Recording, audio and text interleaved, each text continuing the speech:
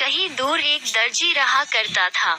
वह दर्जी कपड़े को सिल कर पैसा कमाया करता था। वह बस इतना ही पैसा कमा पाता था जितने से उसका जीवन चल सके। वह दर्जी खुद को बहादुर मानता था। एक दिन वह दर्जी अपने घर दही लेकर आया। उसने अपने दही को रख दिया और काम करने लगा।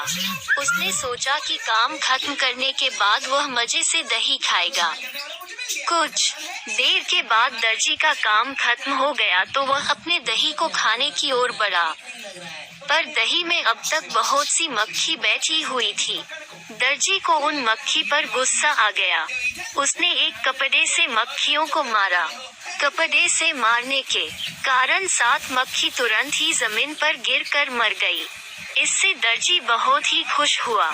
उसे खुशी हो रही थी कि उसने कैसे एक बार में 7 को मार गिराया। अब उसके मन में बैठ गया कि वह एक बहादुर है। उसने अपने कपड़े पर लिखा, एक बार 7 शिकार। वह अपने बारे में सभी को बताया करता था कि वह एक बार में 7 को मार सकता है। ये सुनकर सभी ही उसको बहादुर मानने लगे थे। एक बार उस राज्य के राजा को एक दानव से परेशानी हो रही थी। वह दानव राज्य के पास ही एक जंगल में रहा करता था। वह समय समय पर राज्य पर हमला करता और लोगों को मार कर खा जाता है। एक दिन राजा को पता चला कि राज्य में एक ऐसा बहादुर है जो कि एक बार में 7 शिकार करता है। राजा को लगा कि यही वह बहादुर है जो कि हमें उस दानव से आजाद करा सकता है।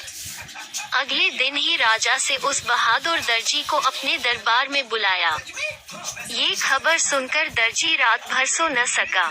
उसे खुद पर बहुत ही गर्व हो रहा था। अगले दिन दर्जी दरबार में पहुंच गया। राजा से अपनी सारी समस्या दर्जी से कह डाली। दर्जी ने कहा, आप चिंता न करें, उस दानव को मैं कुछ समय में ही हरा दूंगा। राजा ने दर्जी से कहा, तुम अपने साथ कुछ सैनिक और हाथियां लेकर जाओ। दर्जी ने तुरंत ही मना कर दिया। उसने कहा, मैं अकेले ही उसे हरा दूंगा। दर्जी अगले दिन ही अपने साथ पनीर का टुकड़ा और चिड़िया लेकर चल दिया।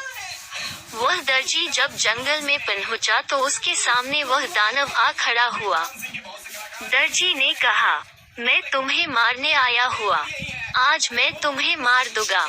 दानव ने कहा, तुम मुझे कैसे मार सकते हो? अगर तुम्हें विश्वास नहीं है तो मुकाबला करके देख लो। दानव ने एक बड़ा सा पत्थर उठाकर दूर फेंक दिया। दर्जी ने कहा, बस तुम इतना ही दूर फेंक पाए। ये कहते हुए दर्जी ने धीरे से अपने जेब में से चिड़िया को निकला और ऊपर उछाल दिया। चिड़िया आकाश में उड़ गई। फिर वह कभी नीचे नहीं आई। दानव इस दर्जी से थोड़ा डरने लगा। फिर दानव ने एक पत्थर को इतना दबाया कि उसमें से पानी निकल गया। दर्जी ने अपने जेब में से पनीर को निकला और एक ही हाथ से दबाया तो बहुत सारा पानी निकल आया। अब दानव ने अपना घुटने टेक दिया। दानव ने कहा, आप मुझे न मारे। दर्जी ने कहा, मैं तुम्हें एक ही शर्त पर नहीं मरूंगा। वो शर्त है कि तुम इस जंगल को छोड़कर कहीं दूर चले जाओ। दानव ने इस शर्त को मान लिया। उसने अगले पल ही इस जंगल को छोड़ दिया।